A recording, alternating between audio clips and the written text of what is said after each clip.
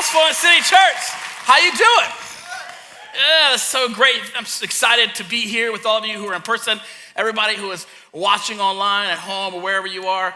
This is a little bit of a coming back for me. I have been pastoring a church, Oakleaf Church in Canton, Georgia, but of course we got our start actually here in Cartersville. Some of you may remember that, and so it's been a great blessing for me to enter into this new journey that God has for me, coming sort of back home in some regard. It's really awesome because it means that I get to take all the stories that I've told over the last 10 years and tell them all over again because you haven't heard them. It's so good. I get to tell the jokes again, and it's new. It's new. It's just especially true for all the stories that my parents heard for the first time. And I'm talking about things I did in my youth. They had no idea that I did because they're watching right now. And I know that I'll get to embarrass them all over again with a whole new group of people. So you guys cool with that? I'm excited. That's fun for me. That's fun. In fact, I want to tell you a story that has to do with what we're talking about today. And it has to do with a memory that I have of being spanked as a child, okay? All right, I don't want to trigger anyone, okay? But this is something that I endured when I was younger. And usually what happened is my brother would do something. He was my younger brother, and I would get blamed for it. Anybody else? Okay, that's what happened in my house. So what happened, I don't remember exactly what it was, but I remember it was bedtime, and my brother was in the top bunk, which I never understood because he went to bed and I was always afraid it was gonna leak down. And I'm on the bottom bunk, and my dad came in and he's got this paddle, like this custom-made paddle that he made, that he had some stuff written on it. You know, it's supposed to be Bible verses, you know, to make it feel better. I don't know what because he would say things like, you guys know the phrase, it's like, what would he say? He would say, this hurts me, what? More than it hurts you, garbage. And he would say something like, he would say, I'm doing this because I love you. That's right. Total life. Like I didn't believe any of that as a child. I'm like, that makes no sense to me. That it makes no sense how you can say this hurts you more than it hurts me because I'm the one with the pain on the backside, right? Like this hurts. Like I know you were just holding the paddle. There can't be that much vibration in the paddle. Like I'm the one with the stinging. I know that's true. And so when we were there, and I'm hunched over the bed, and I'm probably crying, probably more than I needed to, because I was trying to appeal to his emotions, right? His soul. Like I'm trying to get him to realize, like, you're abusing a child. Like I'm trying to just do something, right? Doing the whole, swapping hands. I'm doing everything I can, and like the second spank, like it was weird. Something happened.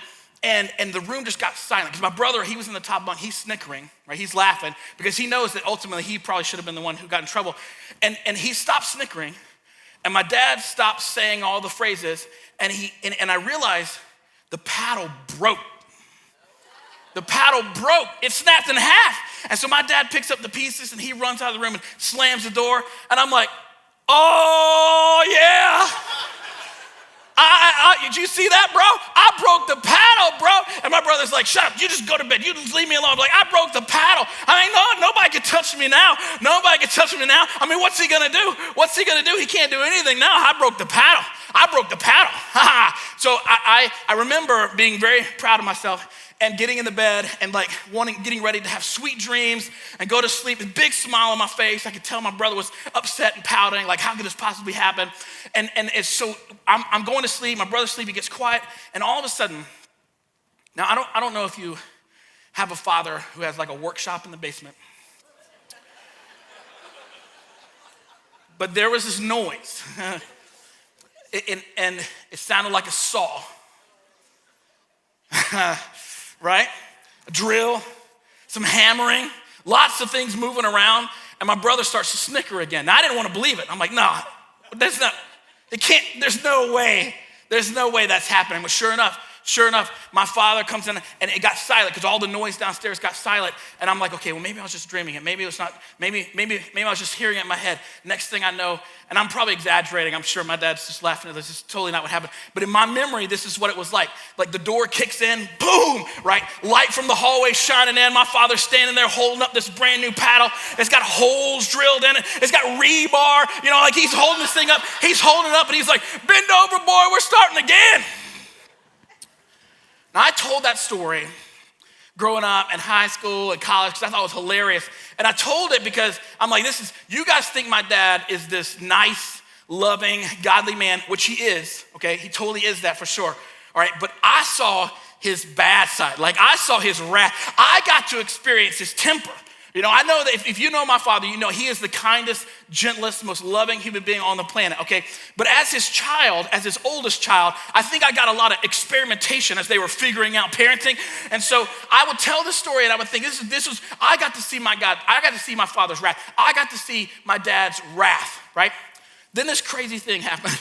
As I grew up, I became a parent and I had children of my own. And it's funny because I remember disciplining my child saying the stupid phrase, "This hurts me more than it hurts you. I'm doing this because I love you." And I'm like, I get it now. And so I look back, and so I had a memory of what I thought was my God's wrath, and now I have a memory of my father's discipline. And there is a distinct difference between wrath and discipline. There really is. And that's what we have to get today when we look at Habakkuk, because that is what Habakkuk is teaching. That is what Habakkuk is being taught by God. We're going to see that this morning.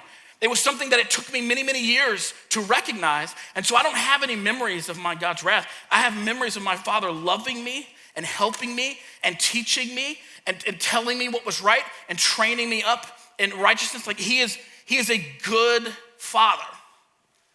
And that is what God is doing to Habakkuk here. Go to Habakkuk chapter 2. That's where we're going to be. We're going to read a good bit this morning. We go to Habakkuk chapter 2. And I want you to see this. Now, we think about God's wrath, right? And people have a problem with that. Habakkuk had a problem with that. As God was telling Habakkuk what happened is Habakkuk said, "God, I have a problem with these people. I need you to deal with this situation." And then when God told Habakkuk how he was going to deal with that situation, Habakkuk didn't like it. Because Habakkuk was seeing it like it was God's wrath. He didn't see it as God's discipline. He's crying out like, "God, why would you do it that way? Why would you take a worse people, the Chaldeans, the Babylonians? Why would you take the worse people and use them to deal with this little thing I was talking about?" He had a problem with God, but he didn't like God's solution. He didn't like how God was going to handle it, right?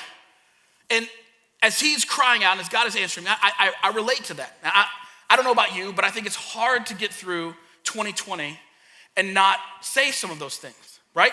I think that wherever you are, if you're watching online, you may be thinking, yeah, I probably asked that question. Why is this happening? What's going on, God? Is this the end? Why aren't you dealing with these people? Why haven't you taken care of the situation? Where are you, God? And if you've ever asked questions like that, if you've ever thought that, listen, if you've ever felt hurt or loss or pain or struggle, difficult life situations, darkness, injustice, listen to me. You can relate to Habakkuk. You can relate to what God is teaching Habakkuk in this moment. Now, up until this point, before we read this, up until this point, God's been addressing how he's going to deal with his people. He's like, I'm trying to get you to turn back to me because you've wandered off again, right? That's the Old Testament, the theme of the Old Testament. God's like, please turn back to me. I know what's best for you. Please listen to me. And so Habakkuk's like, I need you to, God, deal with these people. He's like, I am going to deal with these people. I'm going to deal with these people by raising up these really bad people over here to deal with you. And Habakkuk doesn't like that, right? So what he does now is he tells Habakkuk why he's using, he's telling Habakkuk that, and using the Chaldeans and using this group of the Babylonians, that he's not going to let them get away with their evil. Yes, they are dark people, evil people. But that's not going to get swept under the rug. It's not going to get forgotten about. And I know for a lot of people, when we think about the wrath of God, when we think about God dealing with sin and dealing with people and darkness and evil, it's hard for us sometimes to connect God to wrath. For a lot of people, the two just do not go together. How can God be God and allow evil, right? Isn't God all loving? How can an all-loving God allow evil things? If God is sovereign, if God is all-powerful, if God is all-knowing, if God he can do whatever he wants, then what do we do with the pain and the loss and the hurt and the suffering and the darkness and the evil and the injustice? What do we do with that? If God has the power to just erase it, how do we wrestle with that? Well, listen, When you think about the fact that evil exists and things are happening around you that hurt you, that are not nice, that are difficult, you don't like, there's two ways to respond. You can either have pride, which is, God, I don't like how you're dealing with this. I think you should do it this way. I think you should do it in this time. I know, basically saying, I know better than you. Do it the way I think it should be done, God. That's you saying, I know better than you do, God. That's pride. Or the other way to respond is exactly what James talked about last week, which is the righteous shall live by faith.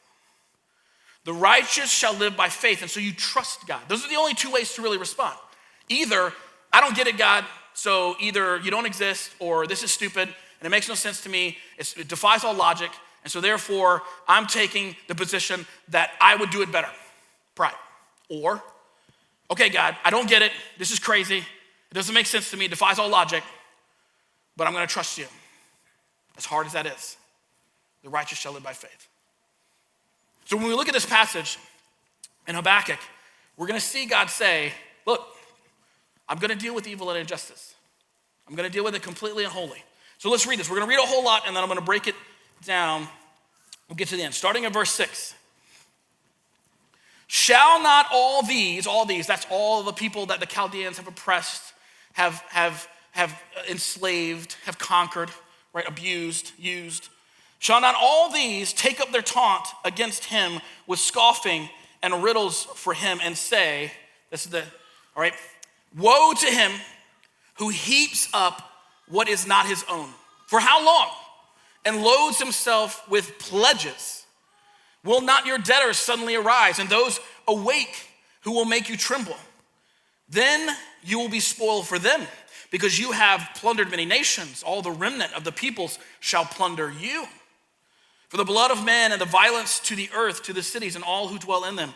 Woe to you who gets evil gain for his house and sets his nest on high to be safe from the reach of harm. You have devised shame for your house by cutting off many peoples, and you have forfeited your life. For the stone will cry out from the wall, and the beam from the woodwork respond. Woe to him who builds a town with blood and founds a city on iniquity. Behold, is it not from the Lord of hosts that peoples labor merely for fire, and nations weary themselves for nothing? For the earth will be filled with the knowledge and the glory of the Lord as the waters cover the sea. Woe to him who makes his neighbors drink. You pour out your wrath and make them drunk in order to gaze at their nakedness. You will have your fill of shame instead of glory. Drink yourself and show your uncircumcision. The cup in the Lord's right hand will come around you, and utter shame will come upon your glory.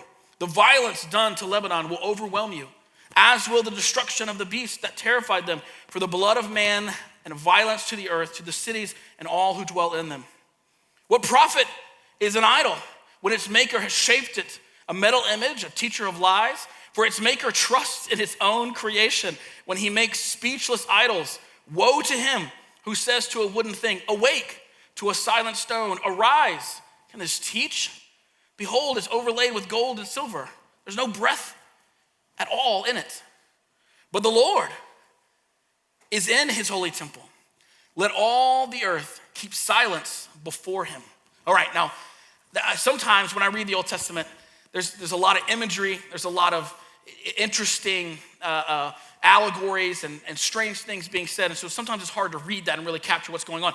So I'm gonna give you kind of a nutshell of what's being said there in those woes. There's 5 woes, and the 5 woes are there so that God can tell Habakkuk, hey, I know that you believe that they're evil, and guess what? I do too. And I'm giving you these woes so that you can know for sure that I'm not gonna let them get away with anything. The woes are really connected to God's wrath, right? Habakkuk is frustrated with God because he doesn't understand why he will use the Chaldeans who are so evil. God gets it, and he's taking time to go through these woes to say, this is judgment, all right? This is my justice on these people. And using that word woe, and even the phrase, you'll notice this when you read it, it has like the first, there's 2 parts. The first part will say like what they've done wrong, and the second part, it will talk about the impending judgment or what's going to happen because of that wrong. And these 5 woes explain to Habakkuk why the Chaldeans deserve the wrath of God. Why the Chaldeans should receive the wrath of God. Now, we'll ultimately see that all of us deserve the wrath of God, but as God is communicating this to Habakkuk, he wants Habakkuk to see, like, look, I'm saying something different to you, and I need you to see the difference.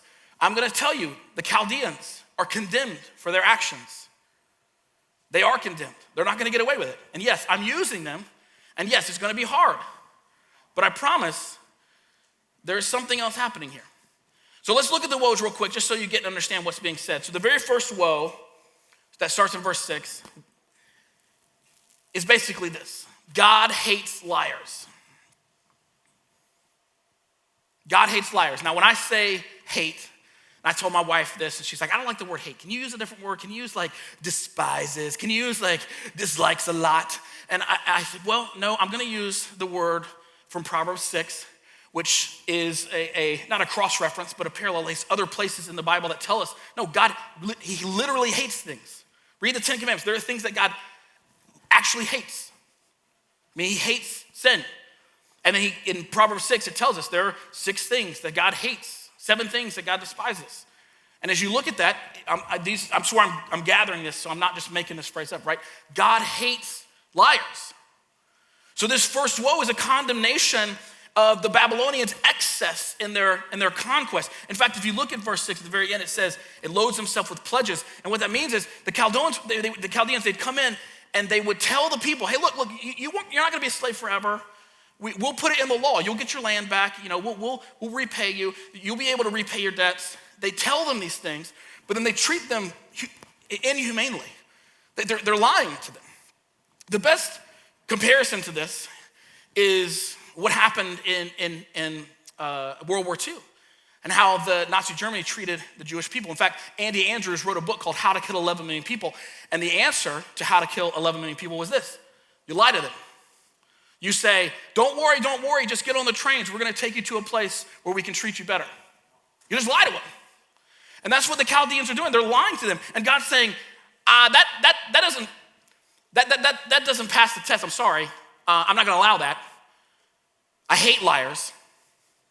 And so the Chaldeans are being called out by God, saying that those that you have lied to, those that you have used and abused, they're eventually gonna rise up and they're gonna overtake you. This kingdom that you think you've built, it's fragile. It doesn't last forever. You are condemned by God. His wrath will be poured out on you. And that's just the first one, all right? So look at the second one, woe number 2. God hates oppression. This is the condemnation on the Chaldeans. I don't know why I keep saying that wrong. The Babylonians is one group, the Babylonians, the Chaldeans. The Chaldeans are condemned for relying on their treasures, their wealth, as a means of protection, thinking that they are just above everyone else. In fact, if you look in verse 9, when it says sets his nest on high, it's that same idea of an eagle that would build its nests far out of the reach of anyone else, up on the top of a tree or on a cliff face, something like that. So you can't get to it. And this is where the Chaldeans are being called out on that they've killed and they've conquered and made their success on the blood and the work of other people. And God's not gonna allow it. He hates oppression. So he is telling Habakkuk, like, they're not gonna get away with this. They can't abuse people like this. They can't think that they're out of reach, that they're untouchable, because I can still get to them, and I will. They deserve my wrath, and they will get it. Woe number 3, God hates injustice. And this is the condemnation of their violence, their injustice towards all the people, all the nations that they have conquered, they've abused. And it's saying that God will always punish injustice, right? The Babylonian kingdom, it's not going to last forever. It will eventually fall. And I love, like it talks about here, it says that they've built their town with blood. They've done things that people say, you're gonna get away with it. They're gonna get away with it. Who could possibly beat the Babylonians? We thought the Assyrians were bad, and the Babylonians come in and conquer them. Who can possibly deal with it? And here's what God is saying. In fact, right before this, when it says, the stone will cry out from the wall, the beam from the woodwork respond, this is what God is saying. Listen, even if they killed everyone, even if no one was willing to have the courage to stand up and be a witness on the witness stand against these oppressive people, I'd have the stone from the building or the wood from their home testify. I've seen their evil, and they're not going to get away with injustice. God is saying, I am just. And for me to be just, I must deal with all injustice. In fact, look at verse 14. He says, the earth will be filled. It's like, I'm dealing with them, but I'm dealing with all of it. The earth will be filled with the knowledge and the glory of the Lord. As the waters cover the sea, what's he say? It's like, listen, injustice does not get a pass from anyone at any time, for any reason. Evil does not get ignored. Now, it may not happen in your way, it may not happen in your time, and that's what he's telling Habakkuk. He's like, it will come when the earth will be filled with the glory of the Lord, and there will be no room for evil or injustice. It will all be dealt with. In fact, Habakkuk would have heard that, and he would have understood that. The people, the Israelites reading that, hearing that, they would have thought, wait a second, the glory of the Lord, that's in the Holy of the Holies in the temple. That's where the presence of God is. That's where his glory is. And so we're talking about the glory. And so going into the Holy of Holies, there can be no wrong. You must be pure. You clean hands, pure heart. And so if God is saying that what is in this tiny little place is going to expand out over the entire globe, and so you have to have a clean hand and a pure heart everywhere on earth, what a hope. What a picture of the future that you can long for and say, wow, I don't have to worry about injustice done to me, because I know that God's gonna deal with it. And that's what God's telling Habakkuk. Look at the fourth woe. Woe number 4. God hates contempt. They are being condemned for their manipulation, their arrogance, their pride, because they think they're greater than all, but they are not greater than God. And I love the word picture here that says you come in, the Babylonians would come in, and they would make people drink of their glory, right? They would embarrass them. They would look down on them like they were nothing, like they were worthless. They would make them get drunk on their glory and look at their nakedness, be ashamed, embarrass them, bully them. And God's like, no, I'm not gonna have it. I'm not gonna have it. In fact, if you wanna talk about, he talks about exposing their uncircumcision. He's saying these are people who do not believe. These are people who are rejecting God wholeheartedly, right? These are pagan people. And God's saying, look, you're gonna talk about getting them drunk with your glory? Let me tell you what I'm gonna do. In my right hand is a cup of wrath, right? This is my cup of wrath. And I'm gonna make you drink that. You're doing this horrible thing to these people. You wait till the most horrible thing comes to you. The wrath of God. Listen, I want you to understand how that's a big deal. Let me tell you why it's a big deal. Because that picture of the cup of God's wrath, this is not the only place you hear that. You see it in Revelation when it talks about pouring out impending judgment. You see it elsewhere in the Old Testament. But there's a particular place I want you to hold on to. Because there's one place in the New Testament when Jesus talks about that cup. Do you remember it? In the Garden of Gethsemane. What does he say? Lord, may this cup pass over me. What's he talking? He's talking about the wrath that God is going to, he is going to have to bear the burden of the wrath of God to satisfy it. And in the garden, think about this. Jesus knows how bad it is, how intense it is, how hard it's going to be, because as he cries out and prays that the cup would pass over him, what happens? He is so stressed out. He is just hoping that maybe there was a different way to deal with this, that he sweats out blood, right? God, please, if there is another way, may this cup pass over me. And God says, there isn't any other way. My wrath has to be satisfied.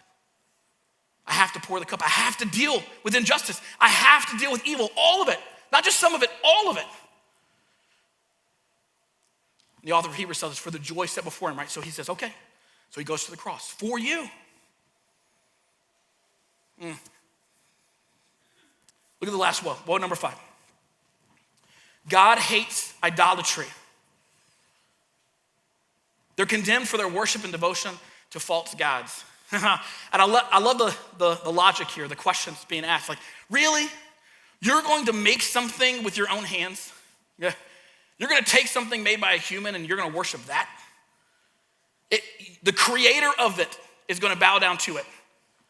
How does that make sense? How does the creator bow down to his creation? That doesn't make any sense. Logically, it doesn't make any sense. You can decorate it with gold and silver all you want. It's still an idol. And now, here, we're talking about little statues and things like that, but today, we're talking about Facebook, Instagram, smartphones. Let's be honest. All kinds of things made by man, put in front of you to try to ease your discomfort, help you get by. There's a long list of things we can talk about, made by man that we worship, that we say, I can't live without. Did I go too far? Okay, good.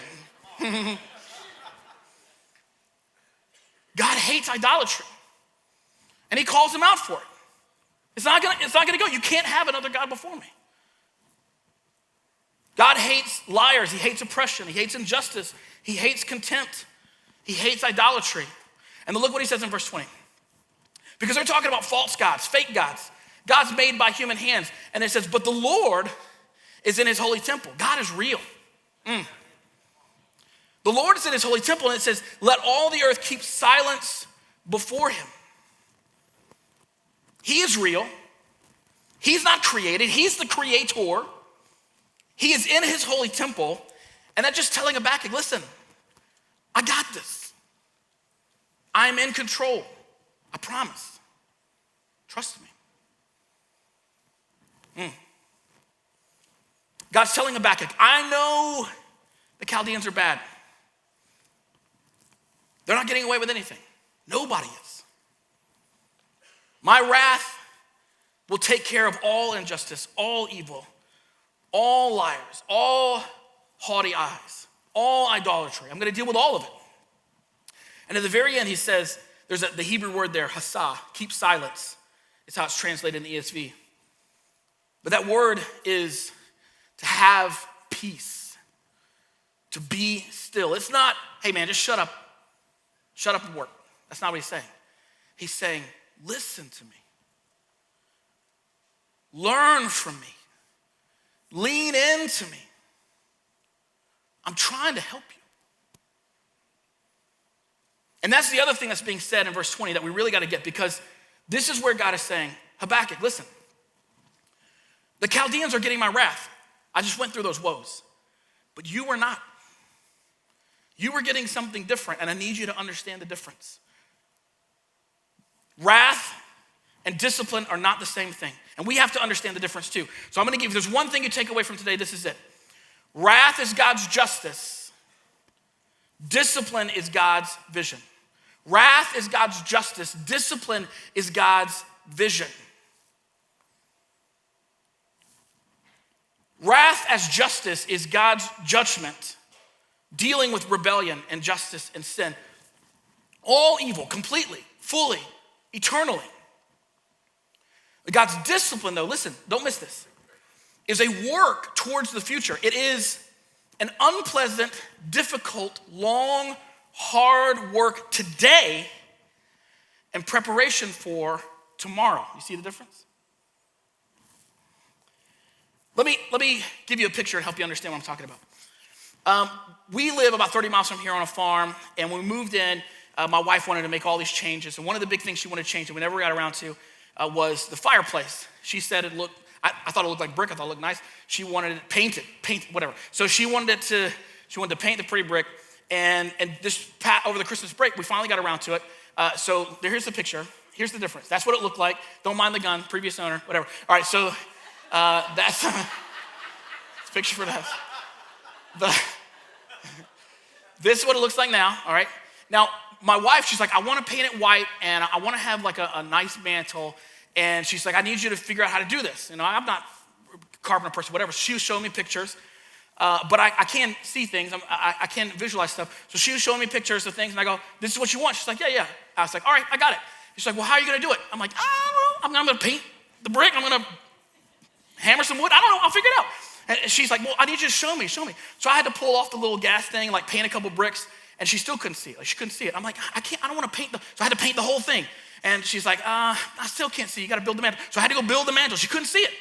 And so I went and I got the wood, and I take the wood and I cut it down to size, and I 45 degree, and I push the wood together, and I press it with clamps and glue, and I nail it in places, and then I take a chisel and I chisel out the edges because I want it to look like a raw piece of wood, and then I take literally chain, I beat it with chain, I beat it with all kinds of different tools and things, cut it up, make it look, took a saw to it, did all kinds of different things. I sanded it down the corners, and I even showed it to her like that, and she's like, nah, I still don't see it. And I was like, oh my word. So then I stain it, all right, stain the whole thing, and then I put it up, and I basically put the decorations on it. She was like, oh, now I see it. It looks good. I'm like, okay, well, don't change your mind because that's it.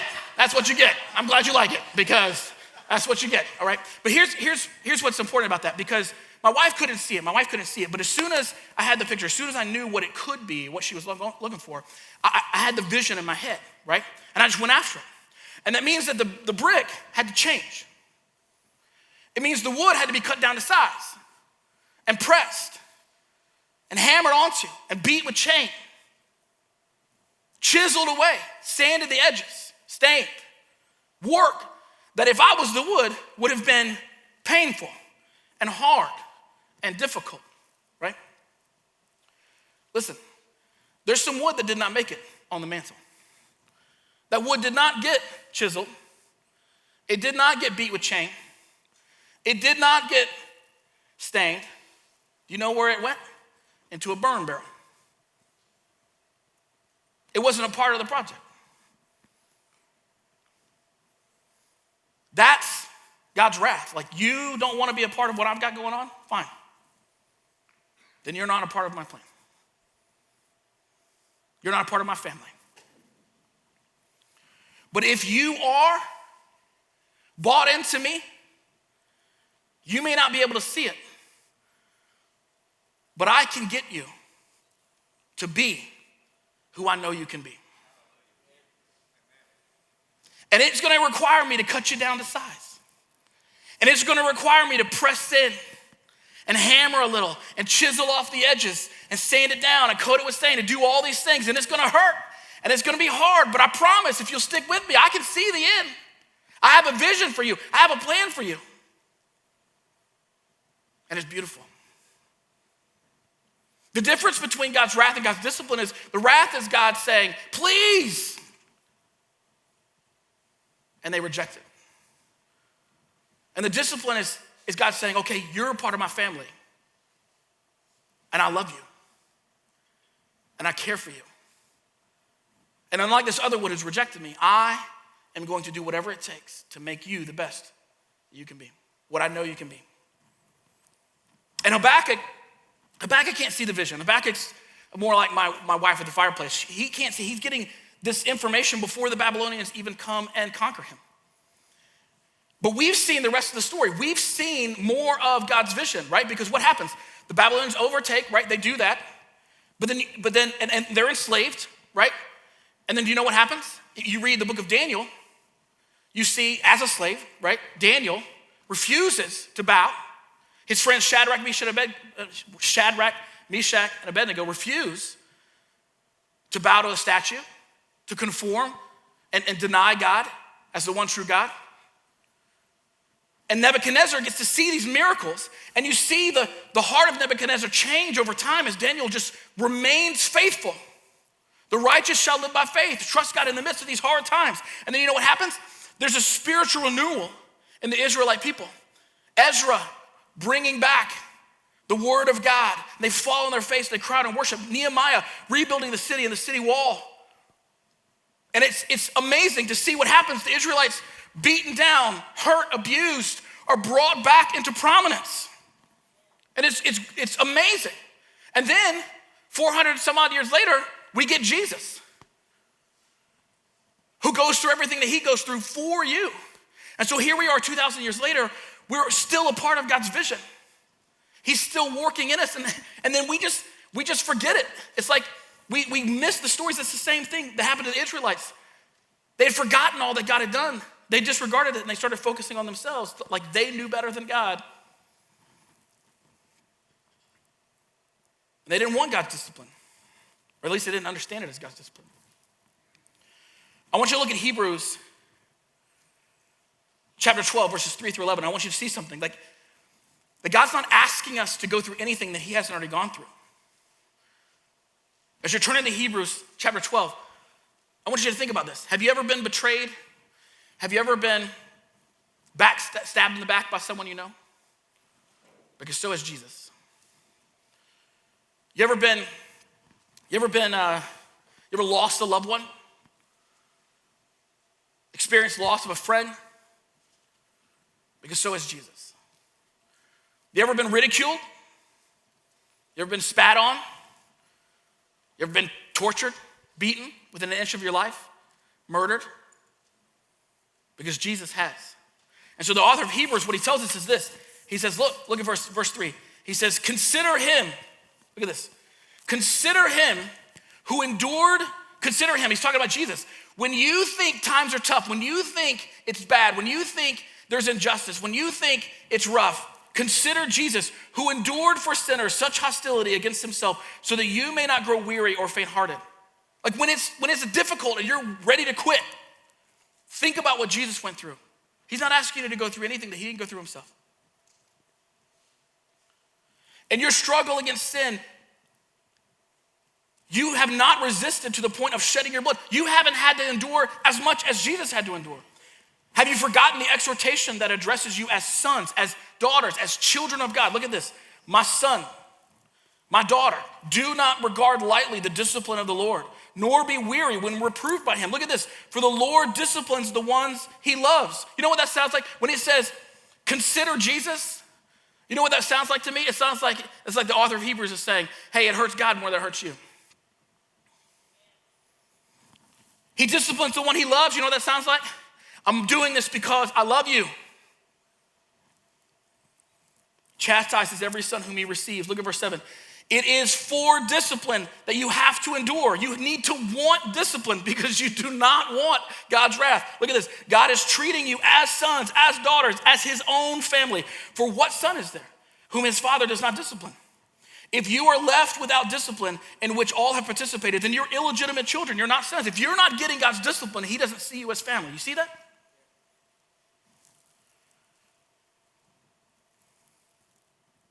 Besides this, we have earthly fathers who disciplined us.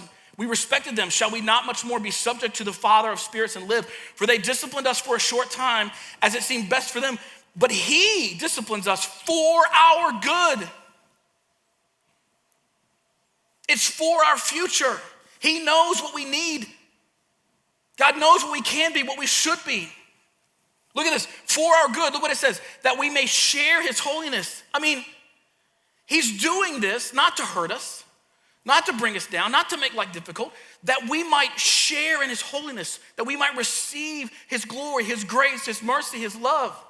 And if we see it as wrath, we're missing the picture. We're missing what God is doing. We're missing how much he loves us, that he is trying to help us grow, help us be what he knows we can be.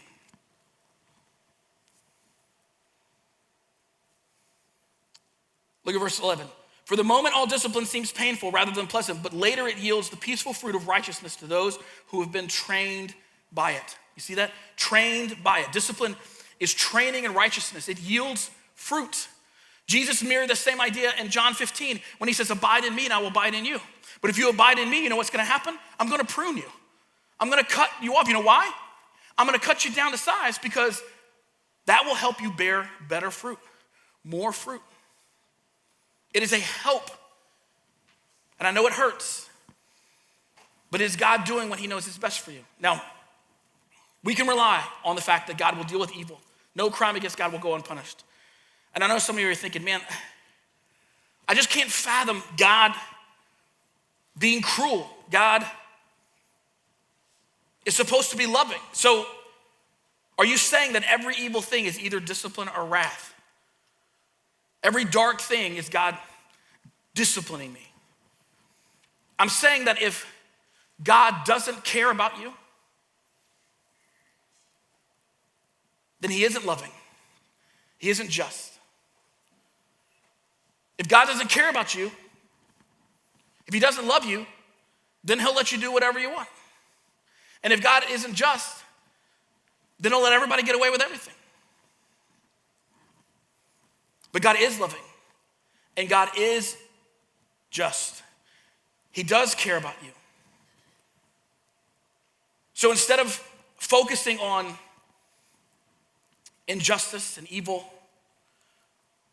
and how it's bothering us, how it's uncomfortable, how it's challenging, how it's hard, we should be focused on what God's trying to teach us, what he's trying to tell us, train in us through life's most difficult circumstances.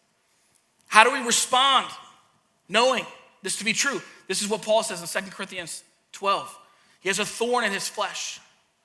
He has a thorn in his flesh, not physically in his flesh. He's talking about a struggle that he's dealing with. There's something going on in his life that's hard. We don't know what it is, but it's something that's a major burden for him. And I don't know what's going on in your world. I don't know what's going on in your life, but I imagine everybody here has something. A friend, a coworker, lost a job, lost a loved one, any number of things that are making it very hard to just keep going. Stay focused. What Paul says in 2 Corinthians chapter 12 is, I long for the thorn in the flesh, because without it, sometimes I get so caught up in how good things are that I forget to cling to God. And by having that struggle, it reminds me the only hope, the only person that I can truly rely on, the person that I need to cling to in hard times more than anything else is God. So I pray for the thorns, what he's saying. It's like I pray for the struggle so that I never stop clinging to God. So I never let go of my grip. I never take my eyes off. I never stop being focused on what he's trying to teach me, what he's trying to tell me, what he's trying to train in me, how he's trying to discipline me. Wrath is God's justice. Discipline is God's vision. Here's the question for you today. Are you under God's discipline, or are you under God's wrath? Because if you're under God's wrath, it's because you're not considered a child of God. If you're under God's wrath, it's because he doesn't see you as a part of his family. Let me tell you something. We can fix that today. But if you are under God's discipline, if you've placed your faith in him and you know that you are a disciple of Jesus, that you are following him in faith, then it's just a matter of maturing enough to recognize it for what it is and long for it. It's for his discipline we endure. We want it. We need it. Let me tell you this. If you've placed your faith and trust in Jesus, let me tell you something. We're all gonna stand before God. And God has in his right hand that cup of wrath, and he's ready to pour it out. He's gonna pour it out on everyone, okay? And if you haven't placed your faith and trust in Jesus, when you stand before God and he pours out that cup, it's gonna be just like the Chaldeans. Destruction for eternity. But if you have placed your faith and trust in Jesus, when you stand before God and he reaches for that cup and he goes to pour it out, it is empty. It's empty. And Jesus is standing, he's like, I took that already. I drank that wrath. That was on my shoulders on the cross. This one, this is a brother. This is a sister. I know this one. He's family. She's with me.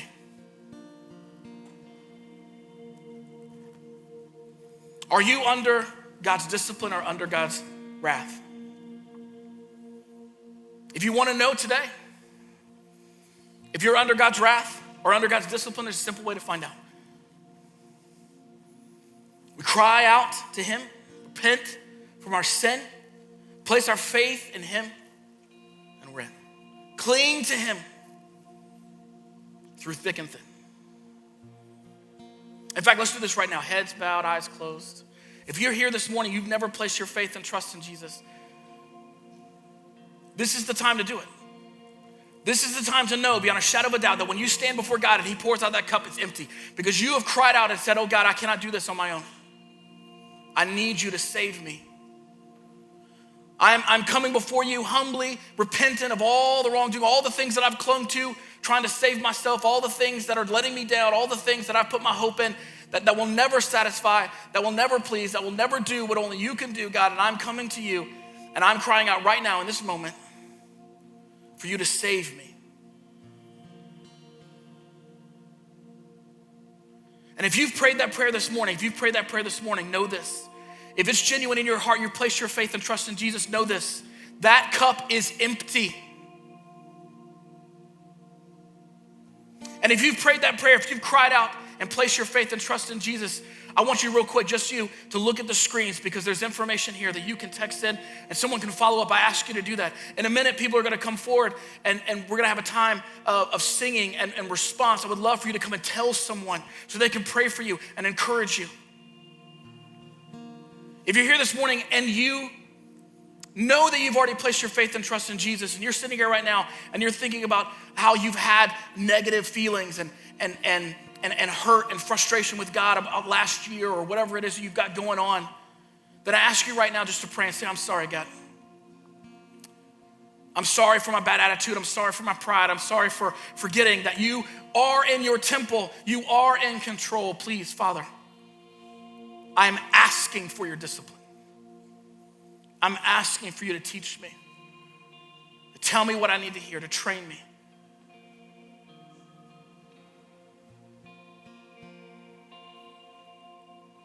Father, I pray for every person in this room, for myself, everybody on the stage, everybody watching online, that we will follow you wholeheartedly, recognizing that we are a part of your vision, a part of your bigger picture, a part of your plan. You do care for us. You love us enough to do all that you have done, to die for us, to take that wrath upon your shoulders. So our cup would be empty. And all we have is your arms to wrap around us, and to love us and show us your grace and mercy forever. As we sing these songs, Father, may our hearts respond to you in spirit and truth, and we pray all of that. In Jesus' name, amen.